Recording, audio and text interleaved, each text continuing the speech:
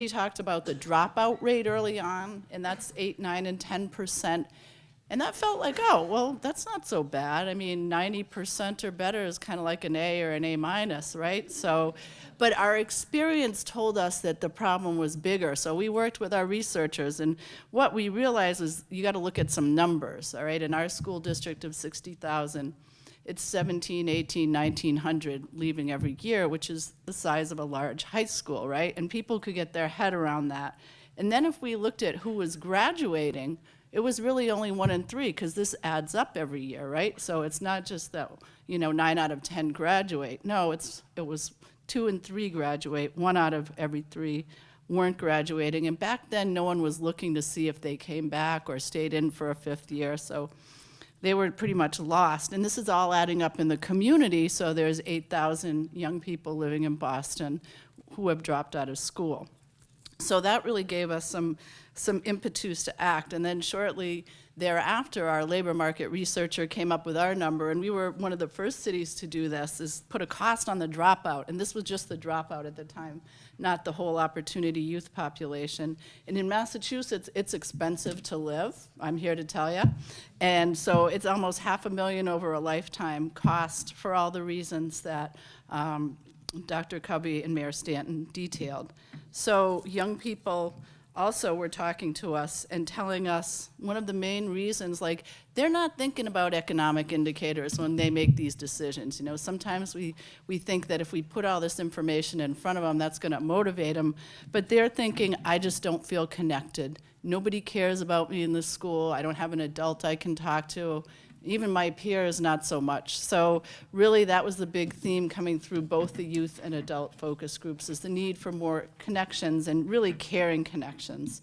So we put that all together, and we came up with this book. We call it Too Big to Be Seen: The Invisible Dropout Crisis in Boston and America. So that invisibility theme that you all saw earlier, right, in your own community, was big, and we really wanted to make it visible. So this has quantitative analysis, qualitative analysis, the voices of our youth, providers, parents, a systems analysis. We did the census count of our seats and the different levels of high school, GED, alternative programs, and we realized we needed to do a final chapter, which was the recommendations, which you see in front of you, and we kept them very simple. That took maybe the 6 months of that second year, because we were arguing still over them, and I think we had 14 at one point, and we kept paring them down, and someone would get mad, theirs got taken out, we'd put it back in.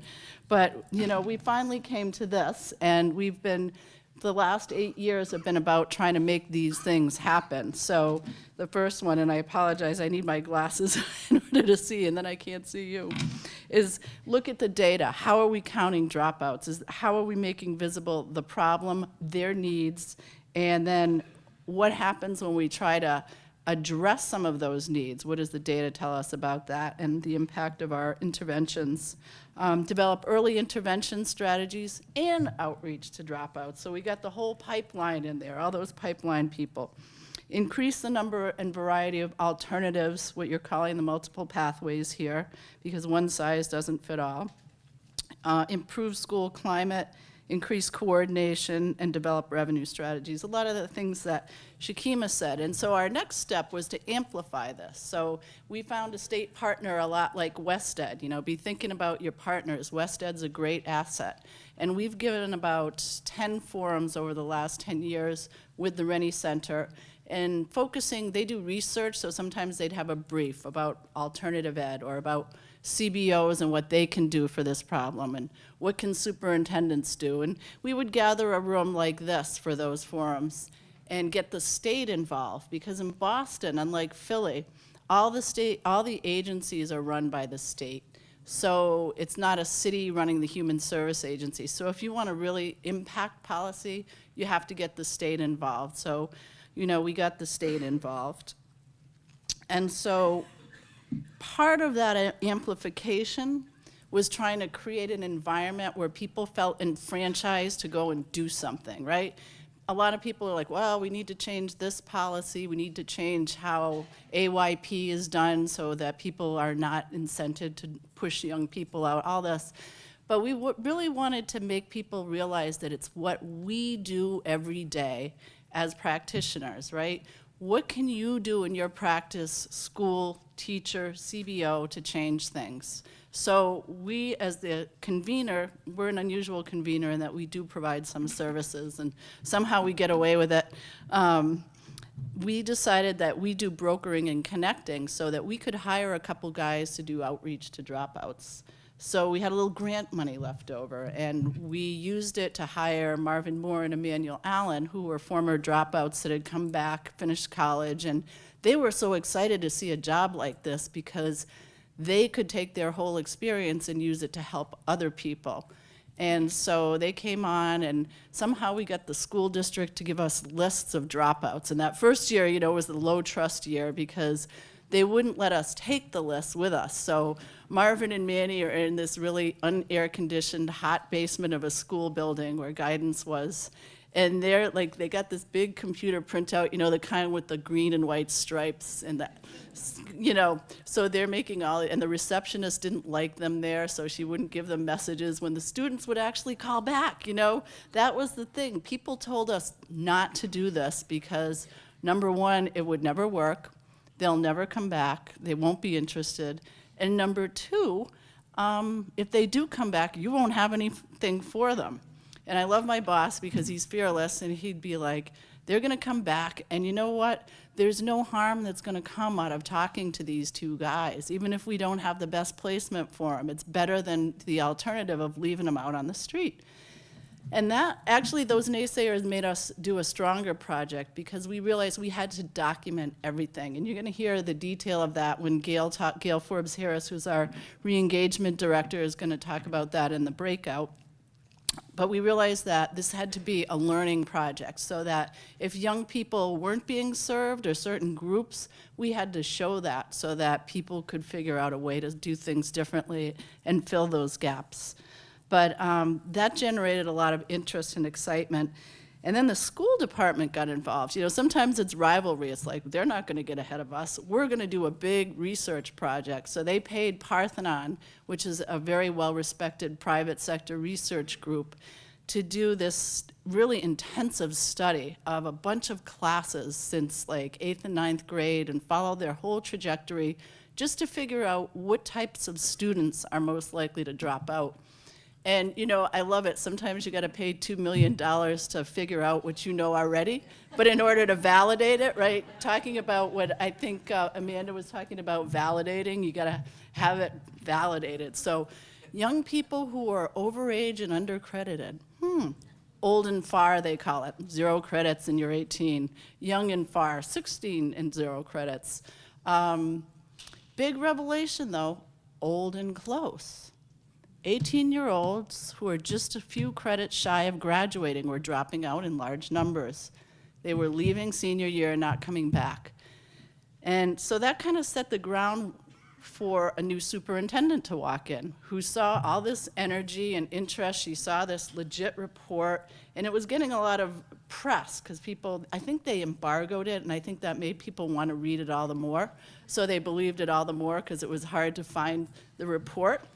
So she came in and saw this. This is Dr. Carol Johnson of Memphis and Minneapolis. And she said, I'm going to make this issue a priority. So, you know, we had gathered all our tinder, and we were waiting for a big spark, and we found it in somebody who wanted to really own this. And she conducted all these focus groups in the community and looked at our data. She read our book. It's good to have a book. When you do work, it's great to document it because that allows you to kind of share it with people in a way that is different from just you talking to them. And so what she did was she had a couple of interventions. One was her idea, one was our idea. Her idea was like online credit recovery, which is taking fire around the country. I don't know if it's because computers are sexy online or it's a relatively inexpensive intervention, but she saw this old and close group as low-hanging fruit, so she created a whole program district-wide, which has been evaluated twice. It's had protocol. They, you know, it's a really well-done program. And they even instituted a summer graduation where all the young people, and I think they graduate like 300 a year now, And they all come and they wear their own school color gowns, and it's actually one of the best graduations in the city because you don't get anyone taking it for granted and acting goofy because they think this is a stupid ceremony. This was almost taken from them. So these young people are all excited to be there. Their families are all there. It's in a big stadium, and so far the weather has been great every year. And that's created a ritual that now the superintendent and school committee love that ceremony, so that's kind of created some new allies for us. And then Re-Engagement Center was our idea because we felt like Marvin and Manny were gypsies in their work. They were, you know, perching in this office and that, and it's good guerrilla work. I think it's good to be out in the community, and that's our model. We embed staff in different institutions and have them just do whatever it takes to make it happen. And that's what Marvin and Manny were doing, but they felt like without information on the student records, they were really not advising students well on their school choices, and they felt like if they had a place, they would attract more young people. So we convinced Dr. Johnson through Irvin Scott, her deputy, to open a re-engagement center, which is a short thing to say, but it was, I was telling Amanda, it took a while. It took a lot of planning and meeting with different stakeholders, but it was worth it, and you'll hear more about that later. And I think another big piece was community-based organizations really stepping up and the school district embracing them. Like, I think one thing we've said from the beginning is schools can't do it all, right?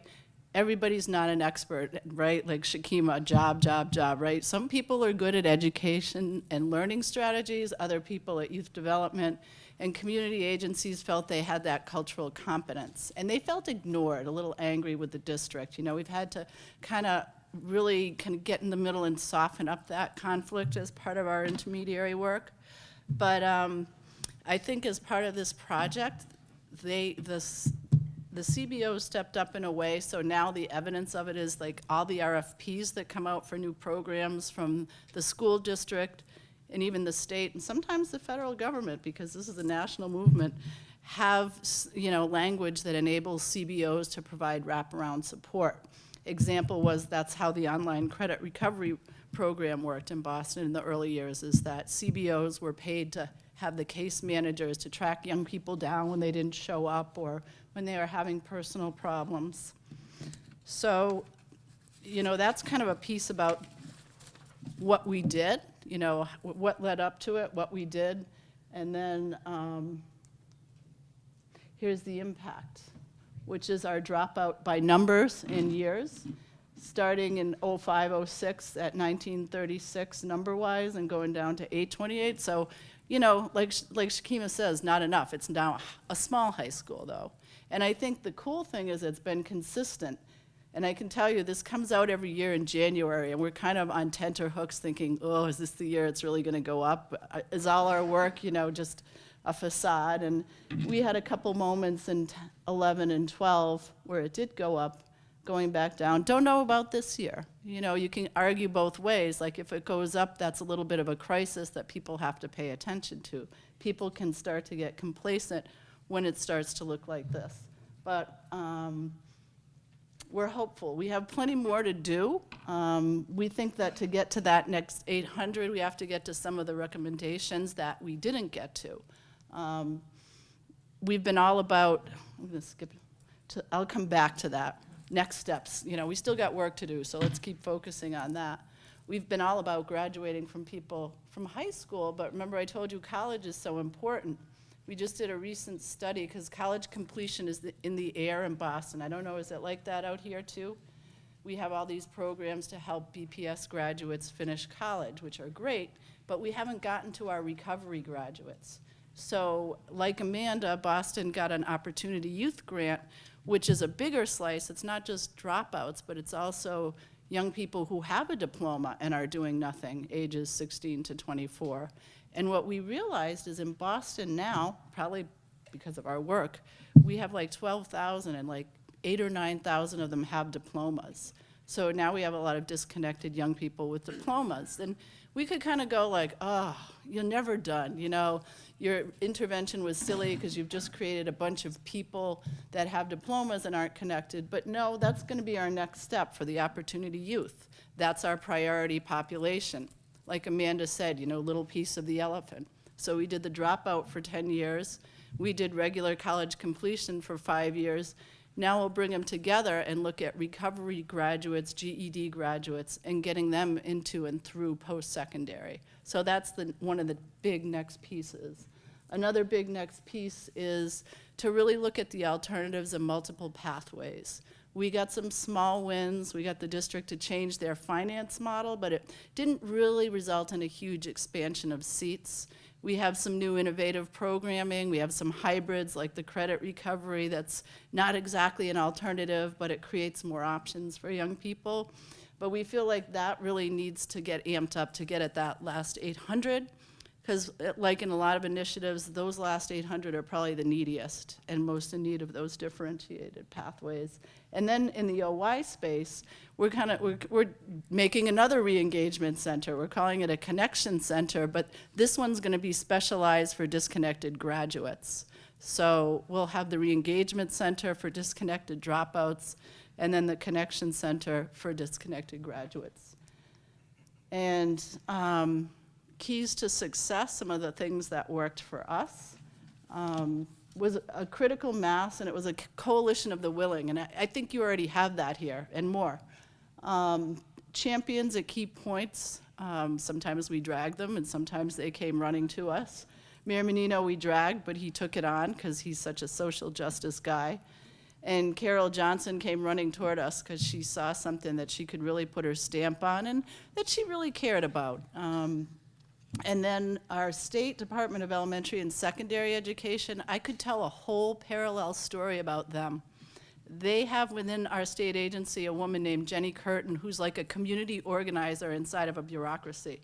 So for 10 years alongside and with us sometimes, they have been convening Massachusetts urban districts to look at data. They've found an early indicator system that they've integrated into their whole state data system, and it's now K-12. Started out with just high schools, though. They gave that data to the districts, and they've just been convening groups for them to talk about what could we do to keep them in school. And, you know, having professional development, sending them to conferences like this, and pretty soon they had their own list of recommendations, many of which they copied from us, I have to say. And they're smart, because they went and got money to fund some of these practices. They got a high school graduation initiative grant. They got some other data grants, and they've gotten districts piloting new things. And not just that, but they're excited about it. And I think it was funny, I sat in a focus group as a TA project of high school graduation initiative grantees, and it's the 5th year of a 5-year grant. So they're being asked to say, how are you going to sustain your project? And folks in a lot of other states were like, oh, we're just going to have to let this go in the grant. You know, we'll just go and do something else. We'll focus on college. We did dropouts, now we'll do college. But the Massachusetts grantees were like, oh, we're going to try to write it into this piece of the budget, and we're going to talk to Jenny about that. And I think it's because they had their collective impact process going. So it wasn't just something they did to get a grant. It was an opportunity to actualize a plan that they had already made before they even saw where the money would come from. So I say that to give you hope. I say if you do great things, the money comes. That's what I say. If you do great things, the money comes. So I think another thing is basing our advocacy on rigorous data and research. That point has been hammered on here, and do it over and over again. Anytime you intervene, you know, measure the things that are going to show where your impact is or what you want to affect. Engaging stakeholders in different types of convenings, we've talked about that. A couple that aren't up here, one is no blame, hold everybody harmless. And I think Shakima touched on that, but it's the idea that you don't out your partners in the morning paper. You know, if you share data with the Boston Public Schools, you're not going to feed some scandal story about the awful things the Boston Public Schools is doing to push young people out of school. You may get there, but it's always got to be that the public agency agrees to have that data released, that they have to read the report and agree to the release, and agree that, all right, I want to take the heat because it's worth it to me, which some agencies choose, to make the improvement. But you always have to give them that choice. Another thing I think is amplify your efforts. You know, if you didn't document it, you didn't do it. And if you don't go shout about it, nobody knows about it. And I think that's important. Like, I look at coming out to a community like this as lighting a torch. And that's, like, maybe I'm not as good at it as I'd like to be, but I like to think of this as lighting a torch. And anytime you do something and let somebody know about the impact, that's you lighting a torch somewhere else. Because really, to get to the kind of changes that we need, we're going to have some sort of national profile for these young people and for the collective impact and intervention that can actually move them forward. So I think on that note, I would like to end. And thank you very much for doing this work and having us here.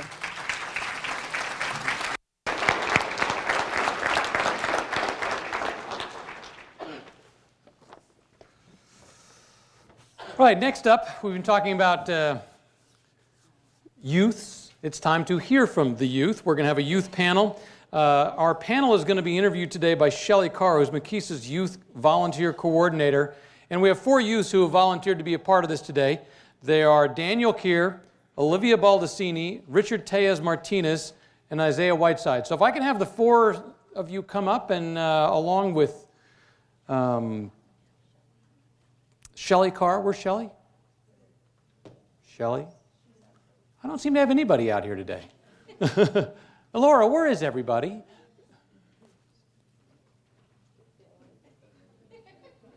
Come on up. We're friends. What's that?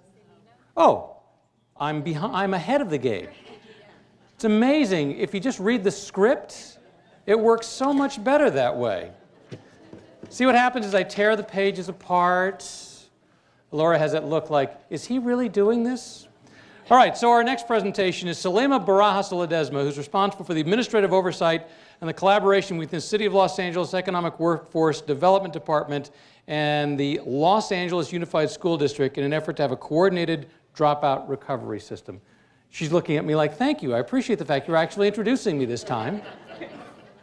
Once again, all you have to do is read the script, and it takes you right through. Today, Selena is going to present the Los Angeles Youth Source Center and its successes in re-engaging disconnected youth. So please welcome Selena.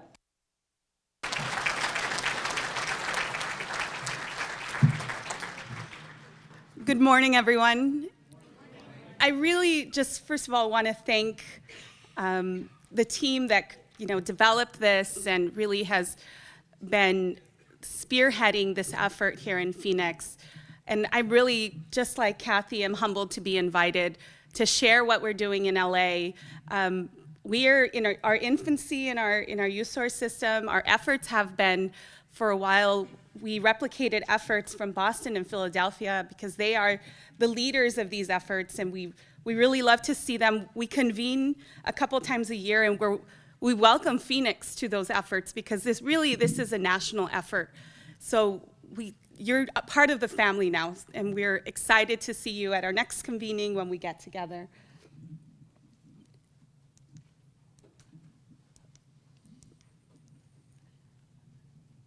So nationally, earlier in spring, all of you heard about the national numbers of dropouts, and nationally, in the class of 2011, 1.2 million students did not graduate from high school. The lost lifetime earnings in that class alone were over $154 billion. And a research study out of New York called the Economic Value of Opportunity Youth found that there's actually an estimated 6.7 million disconnected youth, 16 to 24, that are out of school and out of work. And really, I see this as our youth. We all have to take ownership, whether we're in Phoenix or Philadelphia or LA. When I was doing work in LA, and I would watch students and look at, they checked out of school, a lot of them actually ended up in Phoenix. So literally, you have our youth. We've seen our school district saw a decline of 100,000 students leave our schools over the past 10 years. So we're starting to see them trickle back, but you still have them here in Phoenix, and we want to make sure that we're supporting them regardless of where we are in the nation. In LA, we started to see that we had a dropout crisis. And the city of Los Angeles started by doing a study and found that 100,000 youth in our city were out of school and out of work. We looked at the disconnected youth that either weren't in our school system or they weren't participating in the workforce.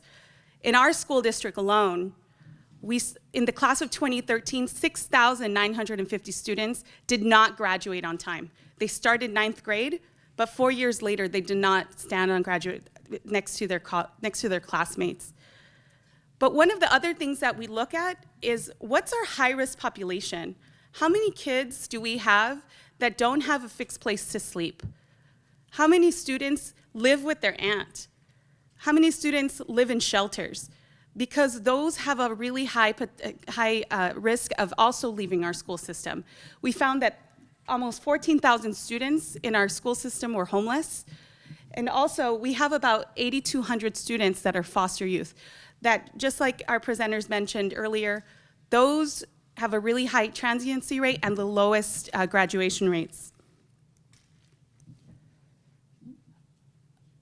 Another thing we started looking at is who's actually coming to school. And out of our 580,000 students last year, we found that 19,000 high school students alone missed 18 days or more. They were already starting to be disconnected. Almost a month of school that they had missed. And that's something that you should also start recognizing. How many are dropout starts early on. It starts elementary and middle school. What does attendance look like for those students? How are they disconnecting? Because you can create programs later on, but what can you do to prevent these situations from happening? So we recognize, the city of LA was recognizing we have all these kids that are not connected. The LAUSD already recognized that those students were missing. We had counselors in our schools that were trying, I myself, many years ago, was one of them, trying to figure out where did they go, trying to figure out what are those students that aren't coming to school, where are they, why aren't they coming? So the city of LA, the Economic Workforce Development Department, came to our headquarters and said, I think we're looking for the same students, and said, how can we do it better? We hear there's some great programs on the East Coast. I went to see them, and they're doing amazing work. How can we do it here in LA? We're huge. The school district holds almost 600,000 students, one school district. They're responsible for the workforce of this great city. How do we work together to serve them? Because I don't think they're different students. So the school district, the community colleges, businesses, child welfare and probation, mental health, and the workforce development department started to realize we're all serving the same students and the same families.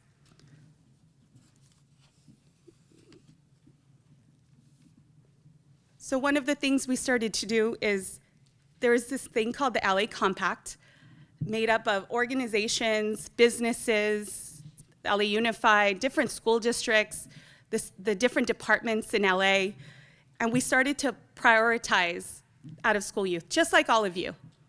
You're the Phoenix Compact, and started to determine how can we really make this a priority. The Economic Workforce and Development Department also they repurposed their WIA system, and they determined that their WIA dollars were now going to serve 70% disconnected youth. So any workforce training dollars were primarily to serve those disconnected youth. And they also applied for a grant called the WIF grant, Workforce Investment Fund, and created the Los Angeles Reconnections Academy, and found where they are taking dropouts and will put them all the way to employability and put them in employment. And we're going through, and that's a random assignment evaluation, and we're going through that process right now. We're in year 2. And we're going through a robust evaluation to try to determine, is this really working? And how do we determine what isn't working, and how can we make sure that the services that we're doing are really impacting our students? The other co-investment that we did is LA Unified invested $1 million to put LA Unified pupil services and attendance counselors in these youth source centers. So these youth source centers provide work readiness skills that are run by 16 different nonprofits, and they put the school district, they put 16 counselors in there to make sure that they identify the youth, they get the dropout lists, they have the students, and they call them, and they invite them, they send them information, they bring them in, and they do a comprehensive evaluation. What was the last thing you were doing when you were here?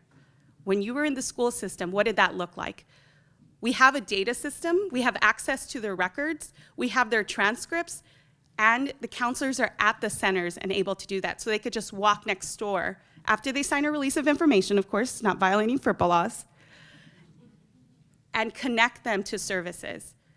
But they're not only connecting them to work readiness services. These nonprofits have multiple grants that can serve students, because not everybody is going to be eligible for Workforce Investment Fund. We have undocumented youth that will not be eligible for those programs. But these nonprofits have multiple grants and are the experts on serving youths in different capacities that we can support them right there at the center. So as I mentioned, the PSA counselor assists with outreach and recruitment of the out-of-school youth. They do the educational assessment. One of the things about this counselor is they also have a clinical background. Their master's in social work, master's in family therapy, and they learned the school system. They're counselors. They know how to read academic records, they know how to understand transcripts, and they provide that support to those students. They also identify and assess barriers to academic achievement. They identify personal and academic goals, socioeconomic needs, and they develop an individualized academic plan. And one of the most important things is communication with the people in the center.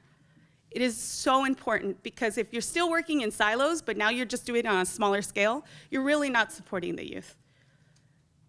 That's one of the biggest things that we have learned. We fumbled a lot. And the first step was just putting the counselor in there, but now how do we get them to talk to each other? Because there was a lot of things that came up during this process. It wasn't easy. Because remember, these nonprofits have their own directors, all of you, they have your own systems, you have your own culture, but now you bring an institution that has a union that's off in summers and winters, and the pay is different. How do you blend these cultures? And how do you get them to work together? Because ultimately, it's for the youth, and trying to make sure that no matter what we do, we just have to make sure that we're focused on getting them through this. So creating systems of something we call cost system coordination of services teams, where every week you sit and just talk about the students that are coming in. This is what they shared with me. This is what I think is going to happen. You share that expertise. You do case conferences where it's specific for one student. This is how I'm working with them, and the communication is constant, and sharing those practices.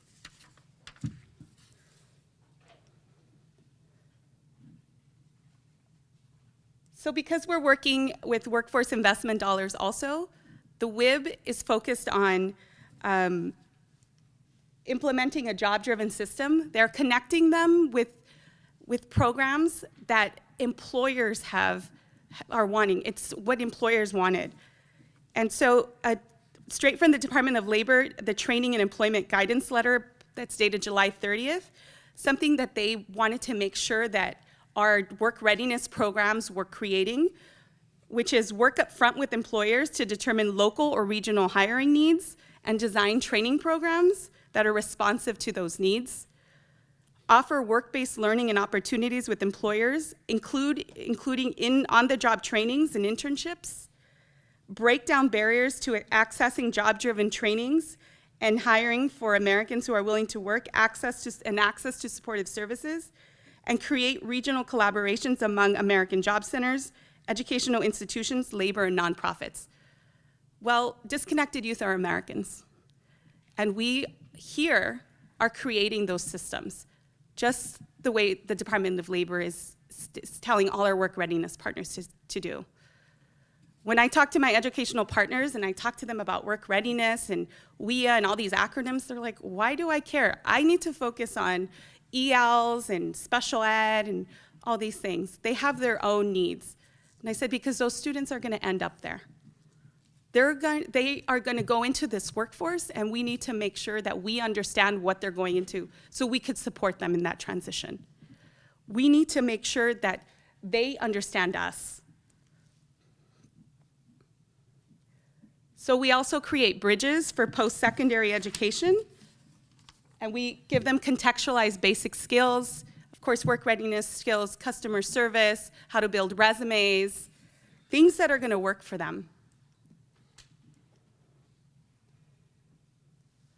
Something else that comes through our youth source system is the implementation of what we called our truancy diversion program.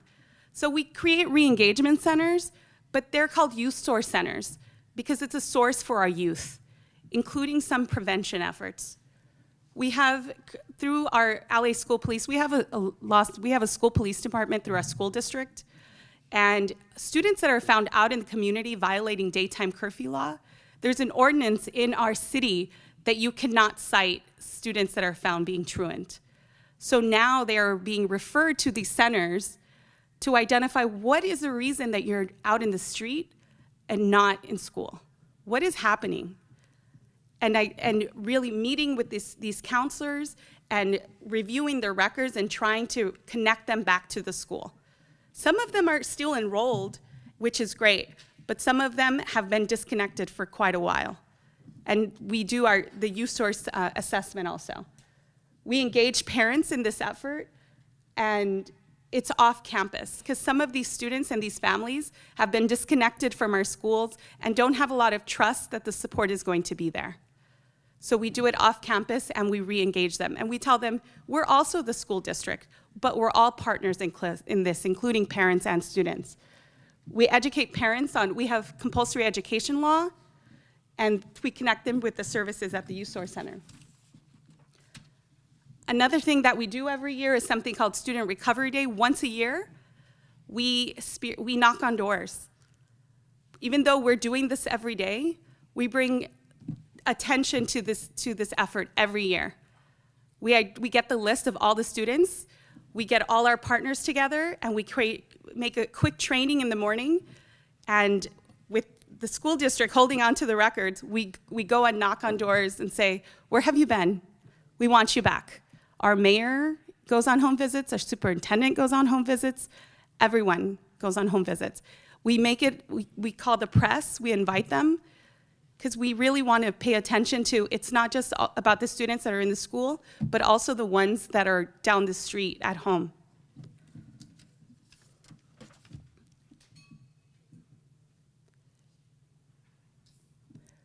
One of the biggest things that we have learned is that we have to constantly be cross-training each other, because everyone has been doing different work and worked with youth in a different way. And we can't assume that we all are trained equally.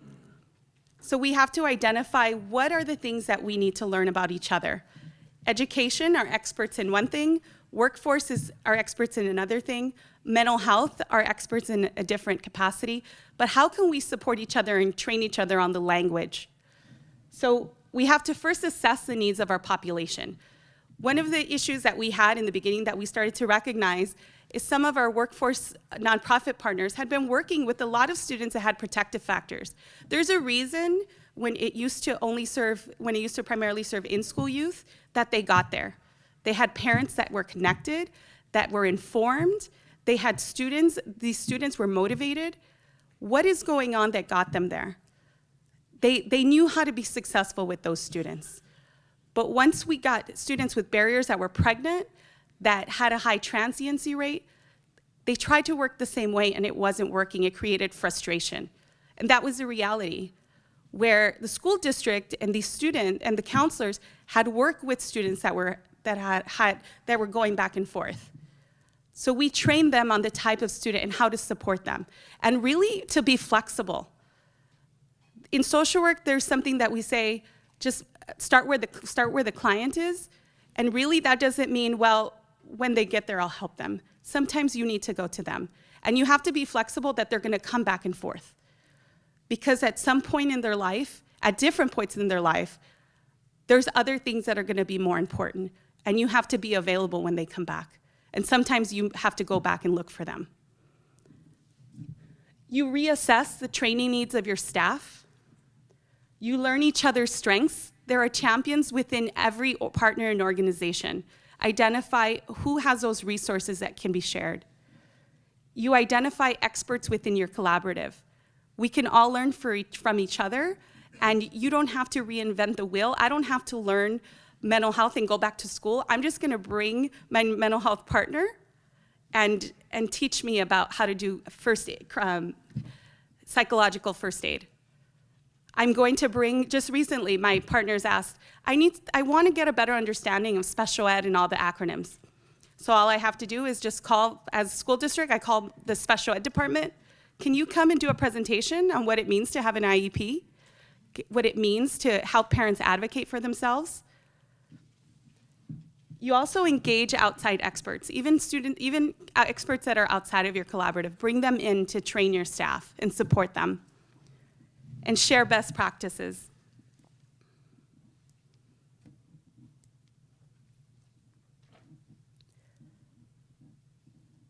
So over the past, we're starting our third year.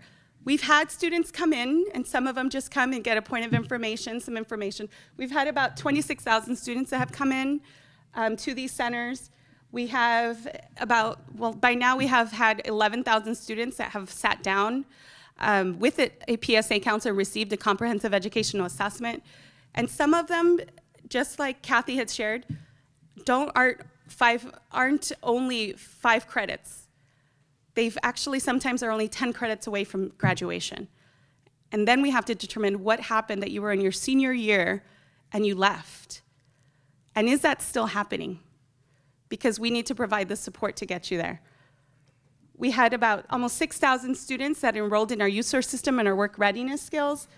And then we had about 1,600 students that we have re-engaged and re-enrolled in school. This is one of our centers. We have 16 centers. This is our Boyle Heights Technology Center. We have the WIA, the Work Readiness Skills Training. We have a youth training academy where we get 13 to 19-year-olds, also with work readiness skills, and they don't have a lot of the eligibility criteria that some of the WIA programs have that we can serve undocumented youth. We have our truancy diversion program. We also have programs at the Center for Probation Youth. There's on-site credit recovery, and our centers have partnered with our adult education programs to provide on-site GED programs, and youth enrichment programs and community referrals. So just like I said, all these are nonprofit partners that have other grants that can support our youth. These are 2 of our students. To the left, we have Maria, who's actually one of our undocumented youth that one of our counselors at UCLA Central has pulled off. She was undocumented, and she was very frustrated at the school system. She didn't believe that she was gonna graduate, or there was anything for her. So our counselor supported her in getting her GED, and she's actually enrolled in college. And Zaitea, to the right, had been homeless for many, many years. She actually was living in a hotel with her family, her brother and her mom, when she was 20 at the time, and she met with our counselor. She got her on a GED program, and even while she was in school trying to get on track for the GED program, she got evicted from the hotel and ended up in a shelter about 25 miles away, but she still was motivated, and she was supported with the PSA counselor to get on a bus and still attend. We provided her with transportation and whatever support services that she needed. So one of the things that we constantly heard when we met with our school district and we would share what we were doing was, what about the kids that are in school? You're working with all the kids that have already left. I'm worried about meeting the outcomes for the kids in school. And we said, we need to care about those kids because that's a brother and sister of the kid you have in school. That's the cousin, that's the neighbor. So they are the models for your students, so we need to care. But because we also had this model, the city of LA had something called the Family Source System that supported families with children ages 5 to 17. And their goal was to increase family resources and serve younger youth. So we took that to the city and said, this is what our school district wants also, in addition. So we took another $1 million, and the city took another $1 million and put those counselors in those centers also. It was all this has been a shared commitment. It's been a commitment from the nonprofit partners who leverage the resources of all their grants. It's been the commitment of the school district. It's been a commitment of the city dollars also. And we also have something called the Arrest Diversion Program. So another effort that our school police has done is that students that have committed minor violations on campus are no longer being cited, and they're also being referred to these centers for intervention and coordination with the school system.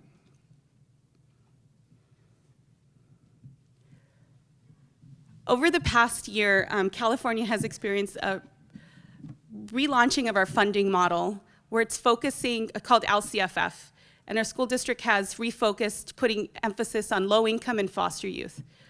And our school district has funneled a lot of money for support services to make sure that foster youth are graduating on time. Well, we didn't want it to end at 12th grade. We have this dropout recovery model and support model that we wanted to integrate into that system. So with the efforts of the Foster Youth Achievement Program that happens to make sure that foster youth are graduating, we wanted to have a support once they leave for that TAY population. So we are working this year on integrating and expanding that program, because we already have it, and we also have started the Camp Returnian Probation Youth Program that there are counselors in the schools at the juvenile halls supporting students that are leaving our probation youth program, and how do we get them to our youth source and family source centers so those families are supported. The systems are already there. We just need to connect them. And we also received the Opportunity Youth Incentive Fund, where we will focus on a population also that are foster youth that are transitioning out of the school system. So together with our family source programs and our youth source programs, we have about 29 centers that go over the 720 square miles of our school district. But it's just not our school district. It's our 16 nonprofit partners. It's the Economic and Workforce Development Department. It's our community college partners. It's our business partners that provide the internships and apprenticeships for our students and the work readiness skills and those opportunities to make sure that they are getting the support they need. Because most of the students that we come in want jobs and they want opportunities. And we want to be able to give them that and also some support in making sure that they complete their educational goals. So with that, thank you.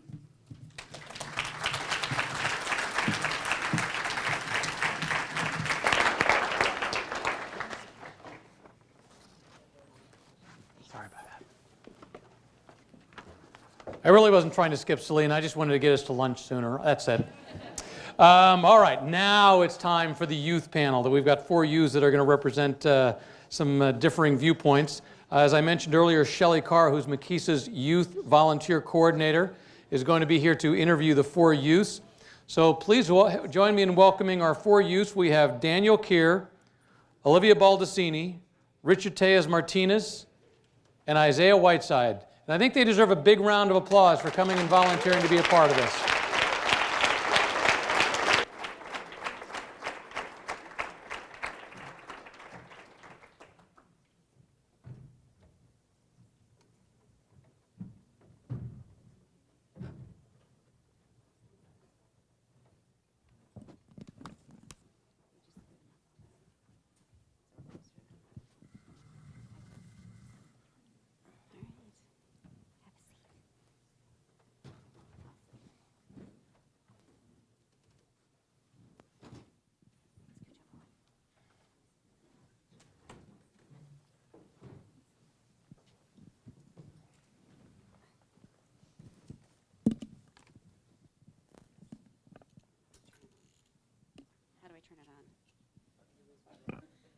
Hello? Okay, can you hear me? Sorry. Good afternoon, everyone. I am Shelley Carr. I work with McKeesa. I have many roles at Makisa, but one of the things that I've been doing over the past year is working with youth in a leadership capacity. And after our last Disconnected Youth Summit, we kind of all talked about how we're all here trying to make decisions and help change. However, we're missing a key component, and that was the kids. So here are some kids. As you will, I call them kids. I know they're not kids. They're young men and women.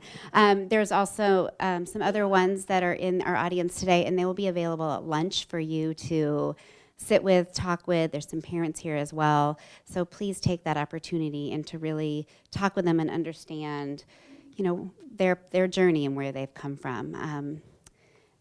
To be honest, I think the kids are a little mad at me that I didn't tell them how many people would be here, but that's okay. They'll get over it. So I'm going to start just by first having them introduce themselves. I have some questions that I'm going to ask, and if you guys have anything you want to talk with them about after, then you can do that at lunch. Okay, Daniel, would you like to start? Just your name, your age, where you're from. Daniel Kier. I'm 18 and I'm from Phoenix. My name is Isaiah Whiteside. I'm from Chicago, Illinois. I'm 20 years old, and I've been with Makisa for about a year now. My name's Olivia Baldacini. I'm 17, and I'm from Maine. I'm Richard Martinez Tellez. I'm from Phoenix. I'm 15 years old. Perfect. And just to get an idea of who they are, I'm going to have them just share a quick something about them, whether it's something about their past or something about their environment. They got to kind of pick what they wanted to talk about. So we'll talk about, Richard, would you like to go first?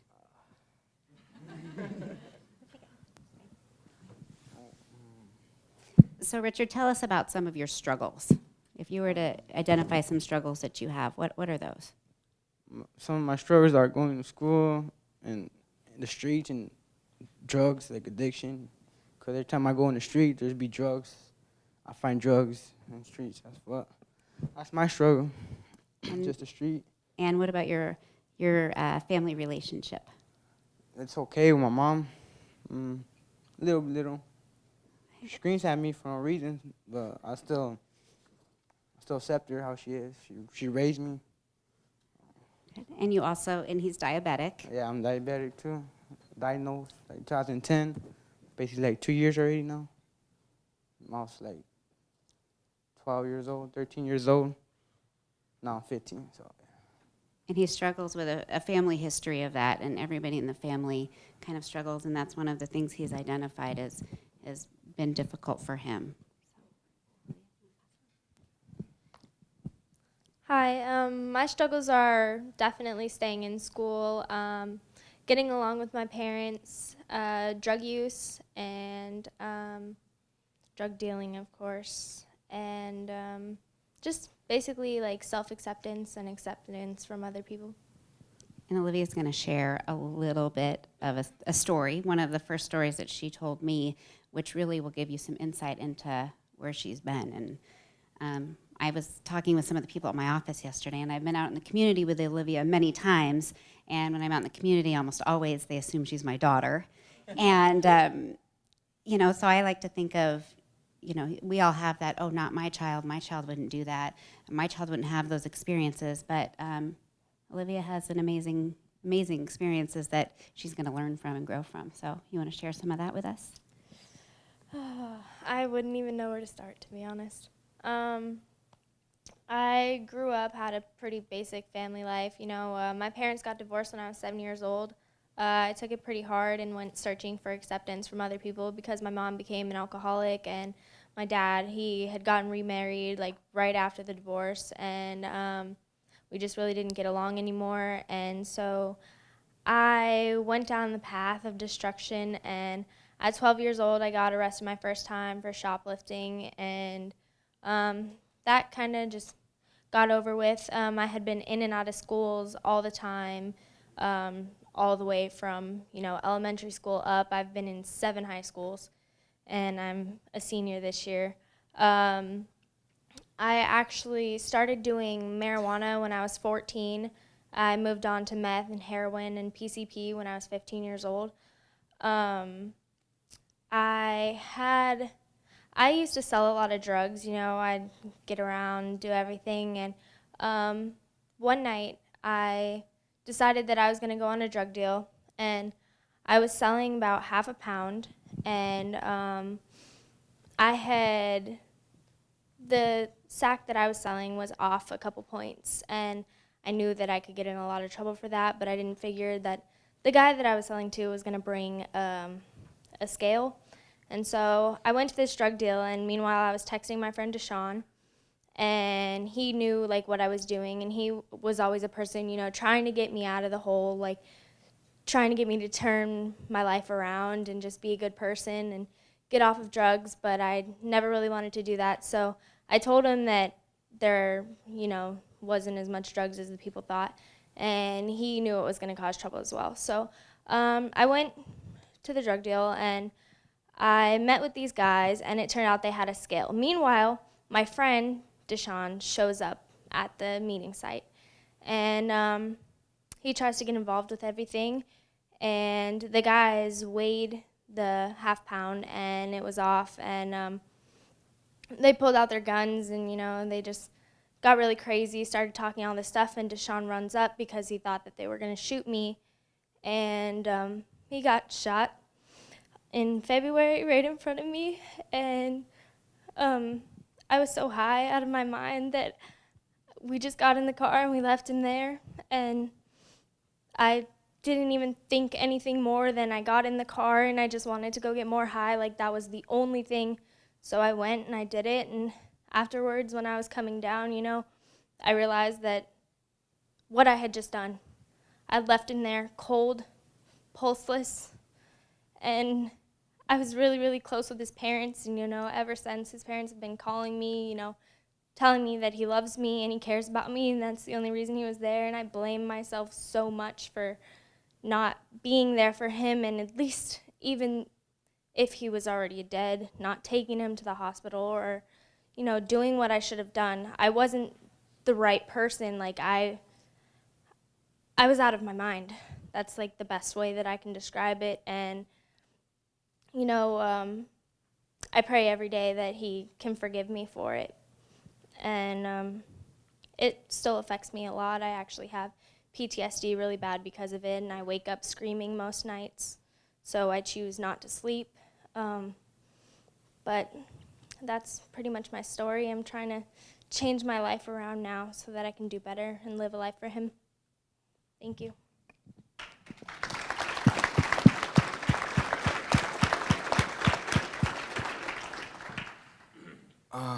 My name is Isaiah. Like I said before, I've been with Makisa for about a year and a half, and it's basically just, you know, helped me become a better person and make better decisions. You know, some of the things I struggled with before was just decision making and just making the wrong decisions and you know, doing stuff that I wasn't supposed to do. Like I got convicted of armed robbery when I was about 16, and that pretty much I decided that wasn't going to shape my future, and that was pretty much the reason why I joined with Makisa. And it's like I said before, it's just, man, it's just an awesome program, and I would recommend it to anybody who needs help, you know, as far as, you know, youth and all that. And that's pretty much it, you know. It's a great program.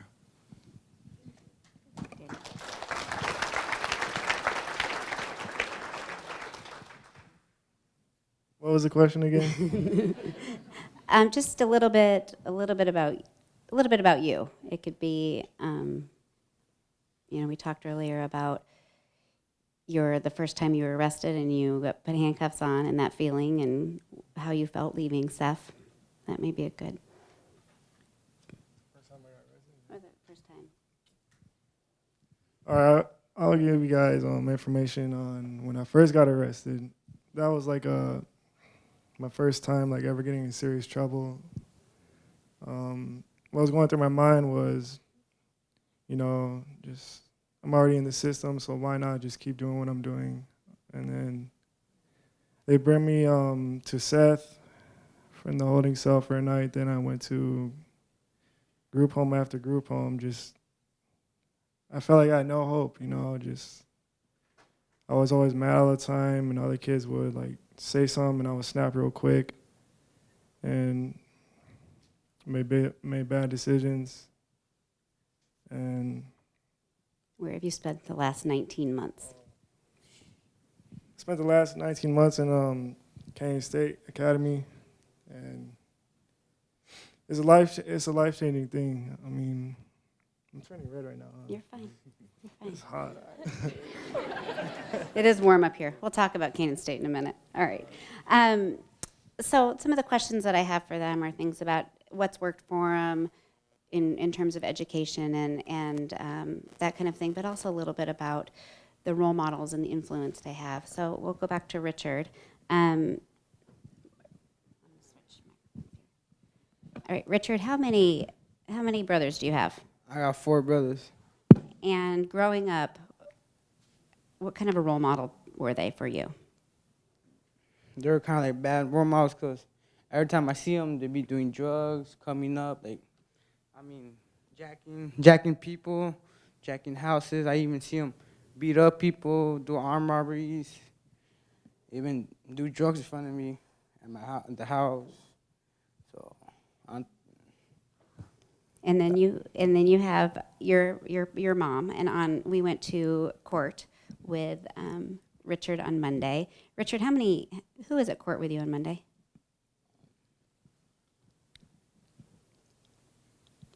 like 6 people. Okay. My probation, Norma, Dulce. They all work with me though. Okay. They all want me to do good and like be successful. So at his court appearance on Monday, there was a therapist, his high needs case manager, his transition facilitator, Norma from TJST. His parents were there, his probation officer. I was there. There was a lot of people in support of him. And when we left court, what did the judge tell you? How many more chances do you think he's going to give It's you? my last chance. So what are you doing? What did he tell you have to do? Stay clean and finish my JETS unit, 12 weeks. If I don't, I go to Adobe. I ain't trying to go to Adobe. In some of the conversations that I've had with him, though, knowing that his parents, he earlier told me that his mother doesn't want him anymore, and that he thinks that because on Monday, what did she ask for? For CPS. And yeah, For CPS could take me. I was mad. She don't want me no more. So for like a minute or two, I was like, nah. After I get out of court, I'm gonna just go hardcore and do drugs and go on the streets, go on the run. But it ain't worth it though. so what have you been doing the last couple of days since Monday? Just go to my friend's house, go to the fair, or stay home. Talking about education, kind of we'll go that route. Olivia, you want to tell them a little bit about your goal for education?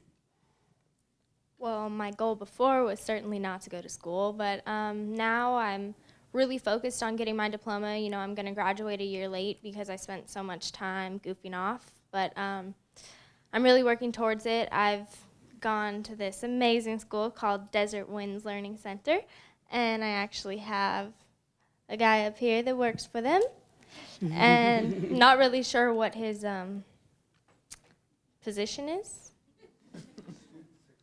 Okay, student success coach is right here. And I don't know, I'm able to do it online, and it seems to be working really well so far. I'm working through it as fast as I can so that I don't have to stay in high school for too long. But there has been some drugs and stuff around the campus and other things, but they're always everywhere. So I've been trying to stay away from that. And it's tough, but I'm doing it. And so now I just plan on getting my diploma, and then after that, I really want to get into like a university, and I'm planning on going to like NAU to study costume design, so like in a theater setting, and that's about it for education for me. Perfect. We're short on time, so I'm gonna have to kind of skip through some of this stuff. But in general, when you're looking at the panel, Daniel has his high school diploma, Isaiah has his GED, and Richard is enrolled in school and is working on credits. But I want to let's change gears a little bit and talk about to Isaiah about your next steps. So what's next for you when it comes to school, and specifically how let's maybe focus on ACYR and when he talks about being involved with Makisa, he's talking about the TJST program. So talk a little bit about how those two things have helped you to kind of overcome some of your obstacles. Well, pretty much Makisa, they basically, just help me to focus on short-term goals. Mark right there, he's that's who I work with, the man holding camera. So yeah, like I said, that's pretty much what they do. Just help focus on the short stuff, so that that's where success comes from. So ACYR, yeah, they help me focus on getting in school, getting my education, and I actually want to go to college to be a journalist. So that's one of my main focuses. That's my next step. When are you going to college? December, actually. December, definitely.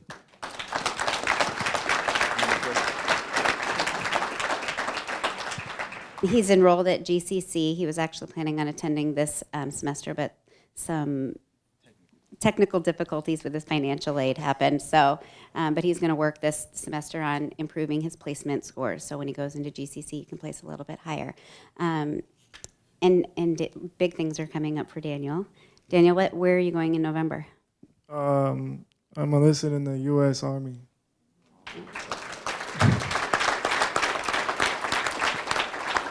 And what made you decide that the Army was a good choice for you? What made me decide was the opportunities I can get. It opens up a lot of doors for college. I mean, you get to live free. You get free food. I mean, you just put your paycheck in the bank and you save to put like a down payment on a house or whatever you want with it. I mean, I plan on investing in the future, so I want to do something. I want to make some money and protect this country, I guess.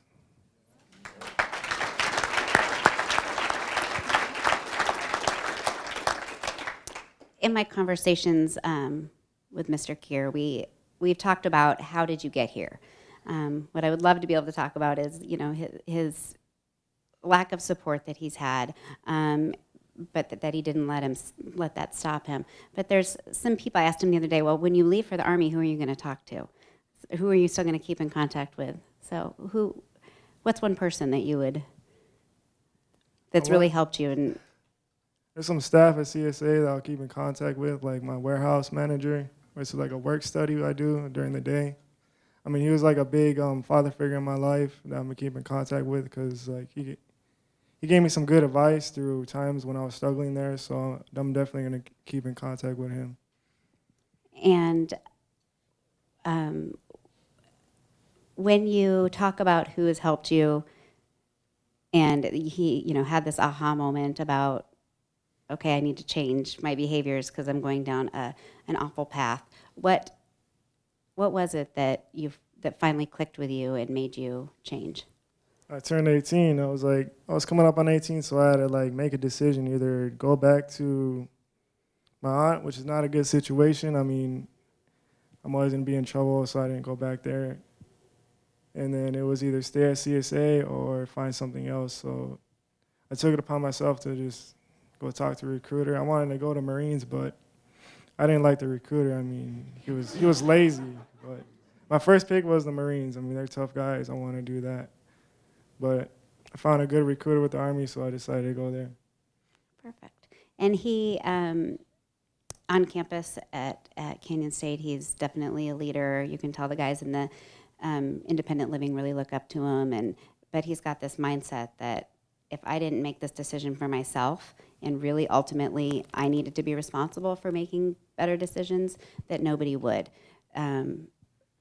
And so he went and did it all himself. He went and applied for the Army, and he did everything himself, which is a true testament. And I think even the fact that he's opted after 19 months to stay at Canyon State when he could have left, I think says a lot about he's aware of what's out there if he doesn't have some structure and some stability, and he's got a good head on his shoulders. I'm excited for him.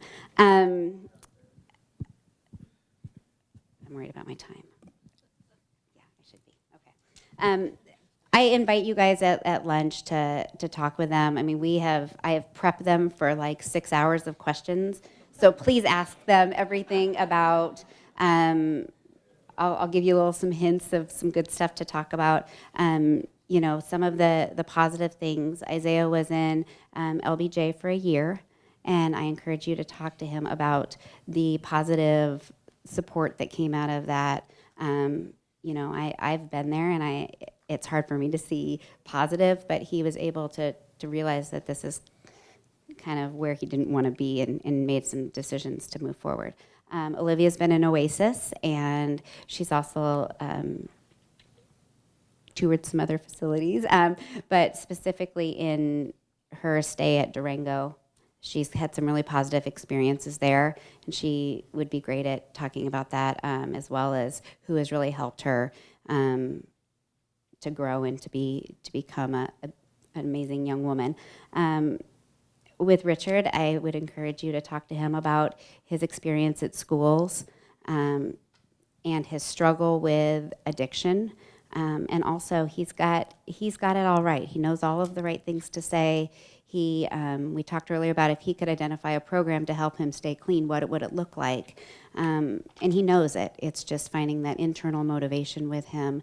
But I would encourage you to talk with him about that, and extracurricular activities, that kind of thing, and also his relationship with his mom. Because while he thinks his mom doesn't want him, it's really the opposite. She just wants the best for him, and she doesn't feel like she can provide it for him. And with Daniel, I mean, he's got a great wealth of information when it comes to moving forward. How are we going to move forward? How are we leaving this behind us and not dwelling on that? He really wants to move forward. So those are some quick talking points at lunch. But really quick, I just want to ask them to time travel with us really quickly. So Daniel, 5 years from now, where are you going to be? Well, I'm staying in for another 5 years. I mean, 5 years. You're going to be in the Army. I hope I get deployed somewhere nice, like Italy or something. But I want to do college after my term is up, after 3 years and some odd weeks. I'm going to go to college to be a psychologist, or I don't even know the other one. But yeah, psychology is my thing. I want to do it. Okay. Richard, where are you going to be in 5 years? I'll probably be working on aircraft mechanic. I'll probably go visit Brazil or live in Brazil. Rio. Females, you know?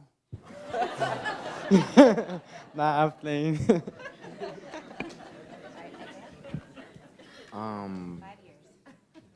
5 years. I want to write for a newspaper. I want to be writing for the paper.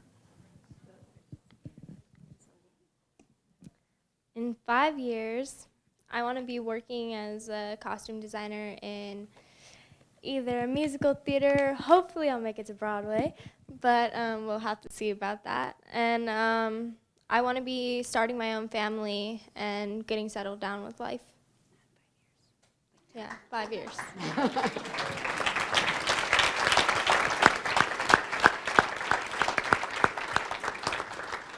So again, I encourage you guys to talk with them, and I appreciate the opportunity that I have had to be able to really get to know the kids. And I hope in our next summit that maybe we can have a whole youth breakout session, but we'll see. So thank you.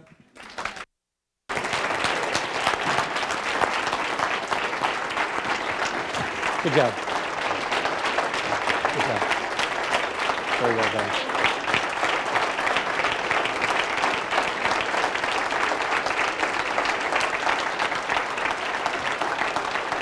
Good job. You know, people tell you public speaking isn't easy. Bearing your soul in front of a large number of people is even more difficult. So I just got to give one more round of applause.